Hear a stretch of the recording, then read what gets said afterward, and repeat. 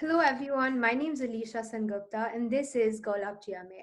Welcome back to another episode of the Mon Girls podcast. Today we have a very special guest with us, Asmi Choudhary, the founder of Adopt a Grandparent. Asmi came up with this wonderful initiative in the month of May. It's about gathering students to talk to the elderly and provide them with not only financial support but also emotional support. Welcome, Asmi. How are you doing today? We're so glad to have you here with us. Hi, I'm definitely doing better than I deserve. How about you? I'm doing great. Thank you so much for asking. So, to begin with, why don't you tell us a bit about Adopt a Grandparent? Okay, so basically, as all of you might have heard before, we aim to support their lives, and by they, I mean the grandparents at Mr. Kalra's foundation. So, we aim to support their lives not only financially but also emotionally. So, we make like monthly 10-minute Zoom calls to those grandparents, and all of these Zoom calls are obviously paid for, so they don't have to, incur extra expenditure on all of it. And then our students go into breakout rooms and they have like, very delightful conversations with them. I think that's really amazing because if you look at it, not all people tend to look at the elderly, and you've based your project around them, which is truly amazing. And it's not easy to open up to someone and talk about the problems and the issues that you're facing, right?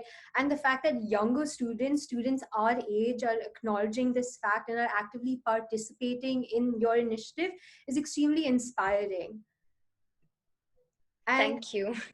speaking of inspiring, what inspired you to come up with Adopt a Grandparent? How did the idea first strike? Okay, so basically, you know how you see these 1 minute unskippable ads on YouTube. So I was just watching Mr. Kara's advertisement on YouTube, and he was talking about how he has this foundation, why he came up with it, and he put in a story of a grandmother living at his foundation who weighed only about 12 to 15 kgs when they found her, and they gave her a home at his foundation, and they provided her with meals and the medical care. And then I got in contact with Mr. Kadra and I told him I would like to collect charity for him on my own. But I couldn't do much because the pandemic and the lockdown was going on. So he was just like, okay, I'll get you in contact with my foundation. And since then, the foundation sent me daily updates on how I could help them. And there was this one message which said that, ma'am, if you cannot donate at the moment, just spread the message around because someone might help. And that really, I think that struck something within me. So it was particularly the cause that inspired me to do something, because all I could hear during the lockdown was everyone complaining about being locked in their homes with food, water, all the comforts of life, but there are people out there whose problems are not given the proper platform where they're heard. So yeah, the cause was the inspiration. I think that's a great origin story, and especially when you said because of lockdown and their problems aren't heard, and especially because elderly people, they're a bit more delicate and they're a bit more sensitive than we are, right? And I think this is a great platform for them to open up and to talk to different age groups and get different perspectives and just overall enjoy themselves.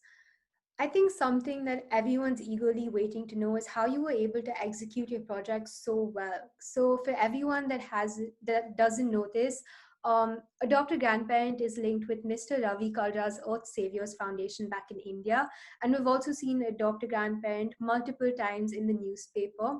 So could you please walk us through your entire process so far? Okay, so basically, when we came up with the idea, I first pitched it to Miss Kambata. I told her about the issue, and she said, yes, we should take it forward. We need to do something about it because this is wrong. And then I told my supervisors about it. And when I came up with the plan, my supervisors told me that I don't think one person can execute it. You need a core team in place who would report the work to you. Otherwise, there's too much workload on one person. And they were completely right. And it's true that teamwork makes the dream work.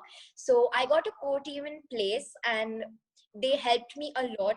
We had like 3 hour long meetings almost every day to get the minute details right about the initiative. And once we were all set and ready with our ppts, our pitches, we timed everything, we told the supervisors about it. It was a trial pitch, and they told us the problems in our speeches or the key details that we missed out, and they told us what to exclude and include in our speeches and PPT.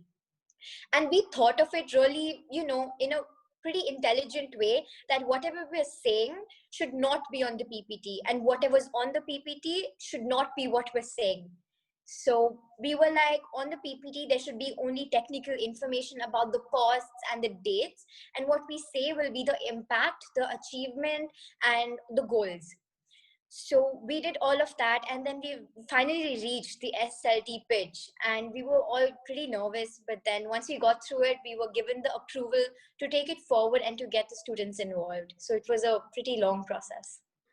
I think that's great that you had your supervisors, you had your principal, you had your team members. I think that's good that you got a lot of support from everyone around you. So, my next question is, what was the biggest achievement of this journey with Adopt a Grandparent so far? And what do you aim to achieve in the future? Okay, so what our biggest achievement was so far is basically what we achieve every single call, and that is their smile. The smile on their faces, which is basically the grandparents and the students. Every time they go in, I get pictures of the calls, and I can see the grandparents laughing and smiling to talk to these kids, and they're so eager. And once the student is done with their call, I take a personal feedback, and that time I can see the students smiling and laughing, telling me about their conversations, and it feels like it was so engaging and you're lightening someone's burden. So that's what our greatest achievement is, and I think that is what it will be throughout. But what we learn and gain from this initiative is a lot of wisdom that these grandparents share, and it has made me, and I'm pretty sure the others as well, value the smallest things in life.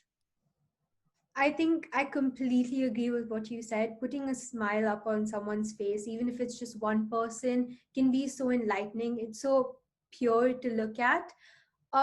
So when I first heard about Adopt a Grandparent, I was extremely intrigued because those combination of words are not something you hear of every day, right? So what inspired you to come up with the name Adopt a Grandparent? Okay, so definitely it was not just me bringing in the name and everything. There was a lot of input from my core team members and from the teachers. They were telling us that the name should be something that matches your aim or your goal or the initiative. And then our team was coming up with various ideas. And what we thought was that you adopt children. Parents adopt children to give them a new future, to build their life, and to give them various opportunities. And these parents, they are left in these old age homes, or they're abandoned by the kids they give a good future to. So why don't we start adopting grandparents, not literally, but by giving them this slight feeling of care and love, that they still belong and they're still cared for. Because when they talk to like our kids and they talk to us, they feel so happy that someone wants to talk to them finally, after all these years of their family issues and their children not wanting to be with them. So that's why adopt comes in place, and grandparent because we're aiming at supporting the elderly. And as we take care and give love to our own grandparents, I think they should be given the same. I completely agree. I love the meaning and the thought you have put behind the name Adopt a Grandparent. So can you tell us a bit about your first event and what the outcome was? And could you also talk about your main key takeaways from it? Okay, so our first event is still ongoing. It was about the students calling, and we have made about 350 to 400 calls till date. And we have about 165 to 170 kids who signed up. And they do make monthly Zoom calls to these grandparents, and they try to enlighten them or to, give them care and affection, as I mentioned before. So that was our event, and we have properly planned all of this. We have specific rules in place, what conversations they shouldn't spike and what they should talk about. If they're faced with topics that the grandparents start talking about their past events which were unhappy, then what the students would have to do in such cases. and we totally appreciate and adore family presences. So we have a lot of parents coming in as well and talking to the grandparents. And I know we have put this 10-minute time limit on them, but trust me, it exceeds it a lot. The kids keep on talking, and it's really nice to listen to them, but then there's a crowd waiting to call the grandparents. And in most of our calls, we have students talking about, their school work, their exams coming up, their favorite food, movies, pets. We have students playing the guitar for grandparents. Our grandparents that indulge in singing have sung songs for our students. So I can tell you it's a pretty great way to express your skills as well. That's really great. And you've included so many students to participate on these calls with the grandparents. So what would you like these students to learn from their entire experience? Okay, so I personally believe and say that one person cannot change the world, but they can change someone else's perspective.